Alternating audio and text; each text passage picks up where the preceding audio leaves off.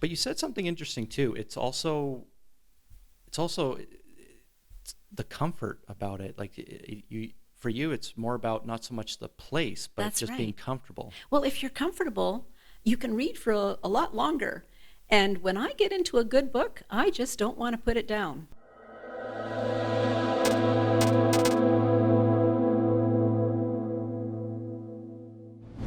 So reading, it's already hard enough for people to find time to, let alone carve out to read. But a lot of times, I think the effect of people's habits can be determined where they read. And Mm. I think we all have our favorite places where to read. And I think it's become more elusive now because our world's become more noisy. And so I was going to ask you, like, where are some of your favorite places to read, or maybe any suggestions you would have for people? Well, I have to say, as a passionate reader, you would think that the obvious answer would be I like to read absolutely anywhere. Hmm. But for me, it actually comes down to two things: the type of book that you're reading and the amount of time that you have. So, for example, if you wanted to read lighthearted books like fiction and novels and biographies and books that don't require in depth concentration, but more creative thinking, like you want to do character development in your mind, or you want to create imaginary scenes in your mind, I find that those type of books, I just have to find a comfortable spot. It could be in the park, on the beach, at the poolside, even in my bed before I fall asleep. Anywhere that's comfy is basically what I find is a good place to read those type of books. Now, the other type of book, I would say books that require more intellectual thinking or spiritual development, books that require focus, concentration, meditation, study, more in-depth books. I prefer to read those sitting at a desk because I like to have writing material nearby to take notes. I like to have reference material nearby, commentaries, concordance, a dictionary, essential. So that is where I prefer to sit or be when I'm reading those type of books, preferably a quiet place so I can concentrate better. So if you're on the road or you're traveling somewhere and you want to, let's say you go to the beach, are you actually going to bring your dictionary with you? No, and that is the type of place where I would read the lighthearted books, the Right. ones where I just have to use my creativity, my imagination. Oh, okay. Right. And then the other study books are the ones that I would preferably do when I'm at home. Okay, so yeah, the type of books sort of also dictate the location you're gonna. Exactly. Okay. And the amount of time that you have. So, for example, if I just have a short period of time, I don't mind sitting at a desk, not the most comfortable. Hmm. But I have to say, my all time favorite place to read a book is in my big old comfy chair in my family room with my feet up and in the winter, cuddled in a cozy blanket. I like to have a table nearby with a good source of light. And I always have a marker or a pen in my hand because I love to underline key phrases and make notes. And I do like to have a dictionary nearby. So just a small table next to my comfy chair is my all-time favorite place to be.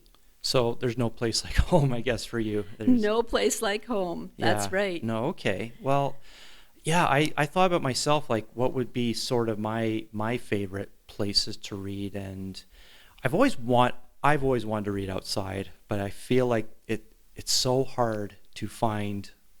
Well, first there's so many factors: good weather, a private place, because clearly it's not that I don't mind that there's people around, but there's just always a noise factor. There's just more distractions, I find. And Yeah. so that's the type of place where I prefer to read a lighthearted book, something I don't have to concentrate too hard on. Well, and even if I found all those things working for me, then I have like bugs or mosquitoes. Like,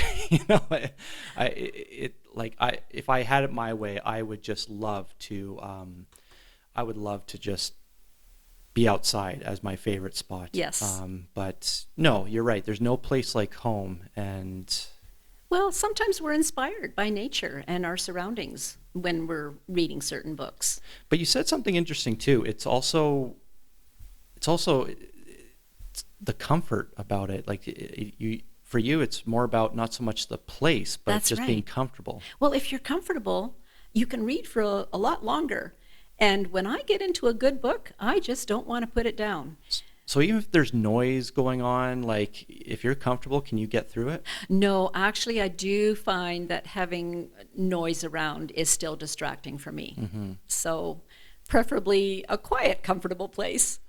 Yeah, because I've noticed libraries aren't quite as quiet as they used to be anymore. They've turned into multifunctional centers. Right. Bookstores are, sadly enough, bookstores are more quiet than Yeah. libraries. Go figure. But if your house is noisy, like if you live in a noise, like what do you do? You Well, know? you just have to carve out that period of time when you think it will be quieter, I suppose, or put some sound muffling earphones on. Yeah. That's the only thing I can suggest. Have you ever read it like 3 in the morning or 4 or 5 in the morning? Well, no, not very often. There might have been a night or so when I couldn't sleep and I woke up early in the morning. And I did enjoy that. I found that it was wonderfully quiet and it was early, so my mind was fresh and I could concentrate. And yeah, I do enjoy times like that too. Yeah. Not that they don't happen very often. No.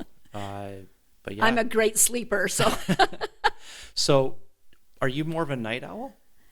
I do stay up late, so I sleep through the night quite well.